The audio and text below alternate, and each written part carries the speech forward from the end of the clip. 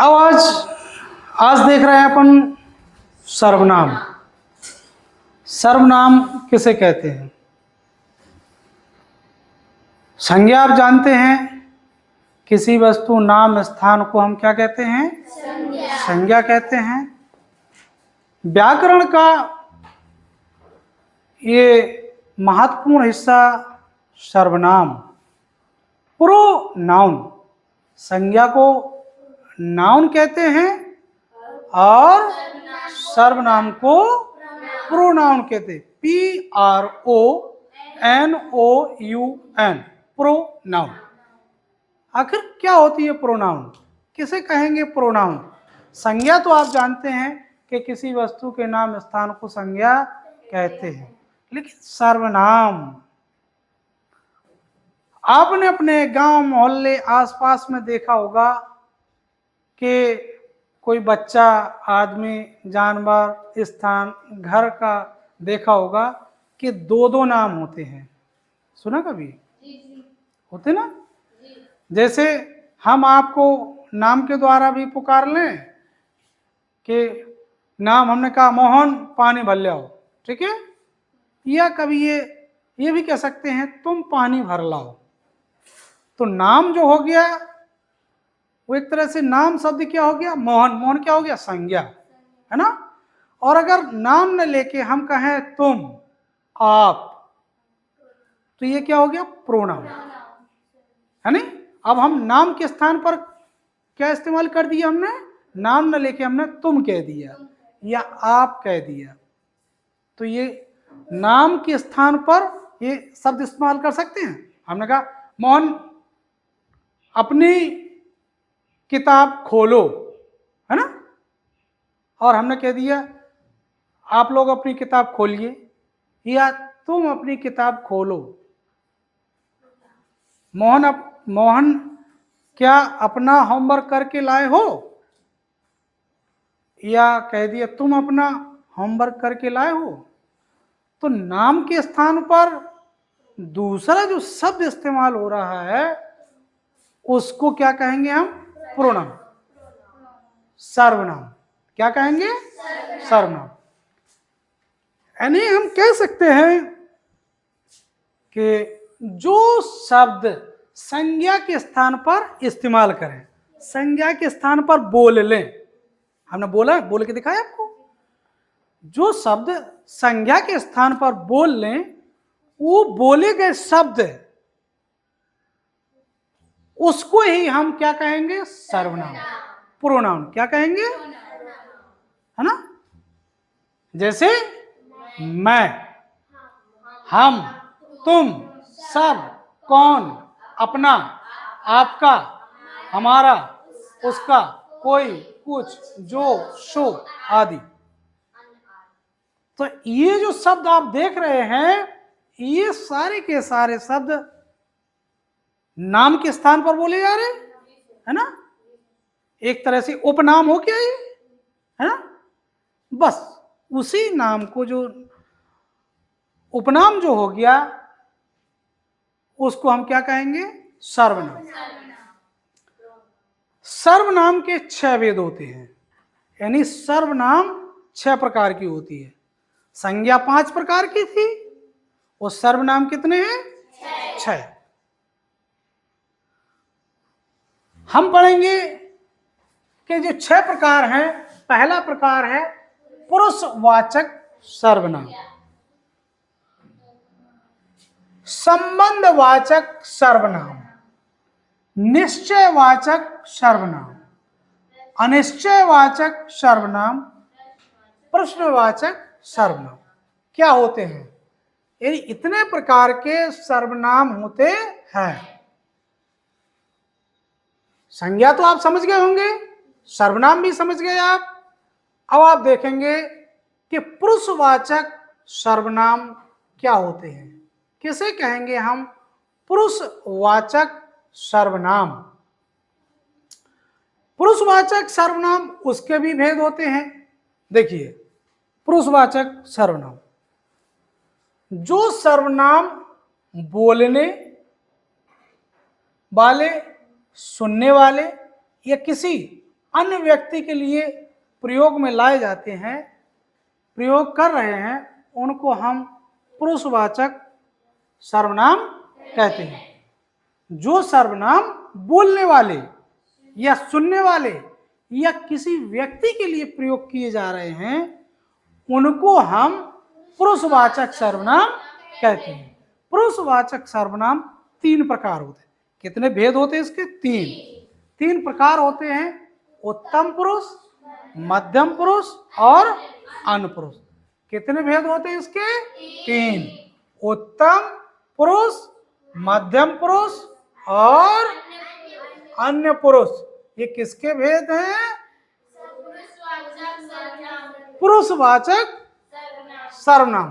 अब उत्तम पुरुष है जैसे, तो उत्तम पुरुष का मतलब है बोलने वाला अपने लिए जिस सर्वनाम का उपयोग करेगा उसको उत्तम पुरुष वाचक सर्वनाम कहते हैं। जैसे मेरा नाम पवन गुरजेश है। क्या है?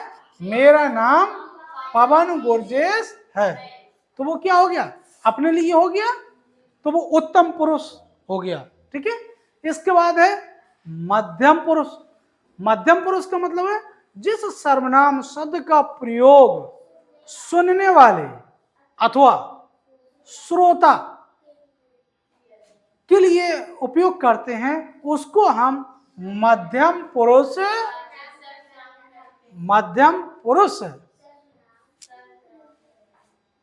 सर्वनाम कहते हैं।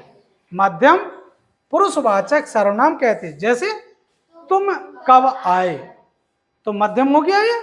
तुम कब आए यानी सुनने वाले श्रोता के लिए तुम कब आए, जो आ रहा है उसके लिए बोला तुम कब आए, तो ये क्या हो गया?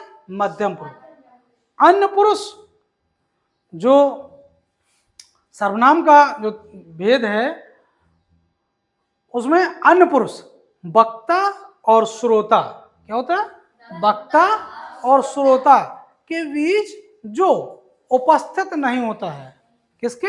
वक्ता और श्रोता के बीच जो उपस्थित नहीं होता है, उसके संबंध में बात करने के लिए जिन सर्वनाम शब्दों का उपयोग करते हैं वो है अन्य पुरुष वाचक सर्वनाम कहलाता है। जैसे वो है बहुत अच्छा गायक है ना।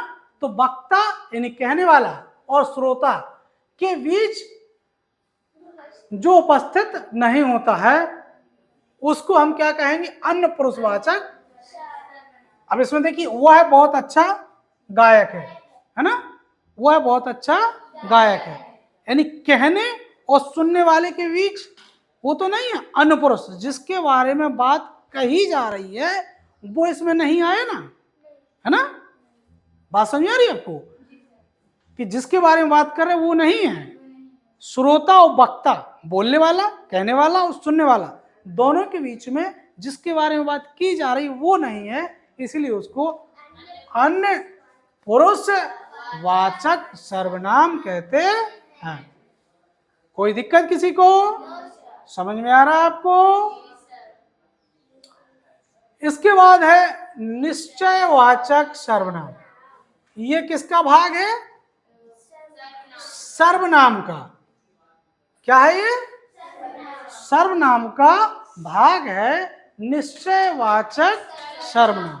किसे कहते हैं निश्चयवाचक सर्वनाम? जिस सर्वनाम से दूर या पास के किसी व्यक्ति, प्राणी, वस्तु या स्थान का निश्चित बोध होता है, जानकारी होती है, उसको हम निश्चयवाचक सर्वनाम कहते हैं। जैसे यह, वह, ये, वे। ठीक है, समझ रहे हैं आप? जिस सर्वनाम से दूर या पास के किसी वस्तु का बोध होता है ना, वस्तु, प्राणी, स्थान का बोध होता है, उसको हम कहते हैं निश्चयवाचक सर्वनाम। जैसे यह, वह, ये, वे आदि। एक होता है अनिश्चय वाचक सर्वनाम। अनिश्चयवाचक सर्वनाम का मतलब हो गया जिस सर्वनाम से किसी व्यक्ति, प्राणी, वस्तु या स्थान का निश्चित बोध होता है, निश्चित बोध ना हो, उसको क्या कहेंगे हम? अनिश्चयवाचक जैसे कोई, कुछ, सब, किसी। ठीक है, बात समझ आ रहा है? यानी सर्वनाम से किसी वस्तु या प्राणी का निश्चित बोध नहीं हो रहा ना, तो उसको हम कहते हैं अनिश्चयवाचक सर्वनाम। इसके बाद आता है अगला है सर्वनाम का भेद संबंधवाचक। क्या है? संबंधवाचक सर्वनाम। संबंधवाचक सर्वनाम, जो सर्वनाम शब्द वाक्य में आए और दूसरे संज्ञा या सर्वनाम शब्द से संबंध बताते हैं। क्या बताते हैं? संबंध बताते हैं, जुड़ना बताते हैं, उसको कहते हैं हम क्या? संबंधवाचक सर्वनाम। जैसे जिसकी लाठी उसकी भैंस, जिसकी लाठी उसकी भैंस, तो क्या कर रहा है? संबंध बता रहा है ना, जिसकी लाठी उसकी भैंस बता रहा उसी, तो एक दूसरे में संबंध है ना, भैंस और लाठी में संबंध वो स्थापित हो गया, तो ये कहलाएगा संबंधवाचक सर्वनाम। ठीक, अगला है आपका प्रश्नवाचक। क्या है? प्रश्नवाचक सर्वनाम, जो सर्वनाम प्रश्न पूछने के लिए प्रयोग में आता है। जो सर्वनाम प्रश्न पूछने के लिए प्रयोग में आ रहा है उसको क्या कहेंगे? प्रश्नवाचक। जैसे क्या, क्यों, किसका, किससे, ये क्या हो गया आपका? प्रश्नवाचक। क्लियर? कोई दिक्कत किसी को? इसके बाद है निजवाचक सर्वनाम। क्या आ गया? निजवाचक सर्वनाम। किसे कहेंगे हम? निजवाचक सर्वनाम। ये भी क्या है? संज्ञा का प्रकार है ना, सर्वनाम का प्रकार है निजवाचक सर्वनाम। निज अर्थात अपना। निज का मतलब क्या होता है? जैसे कहते हैं अपन निजी मकान है, ये कहते ना अपन लोग, ये हमारा निजी पेन है, ये हमारा खुद का पेन है, तो ये क्या कर? निजी, अपने का बताता ना, स्वयं का बताता है, तो वो कहलाएगा निजवाचक सर्वनाम। निज का मतलब अपना। जिन सर्वनाम शब्दों का प्रयोग कर्ता के साथ अपनेपन का बोध कराता है उसको कहेंगे हम निजवाचक सर्वनाम। अपनेपन का बोध, है ना, समझ में आ रहा? जैसे आप काम खुद करो, सॉरी, अपना काम खुद करो, है ना, अपना काम खुद करो, तो क्या हो गया? निजवाचक। यानी अपना काम है, तुम्हारा काम है, खुद करो। लिख रहे आप तो आप खुद लिखिए, दूसरे से मत लिखवाइए, तो क्या हो गया है? निजवाचक सर्वनाम। बात समझ आ रही? समझ को सभी लोगों को समझ में आ रहा?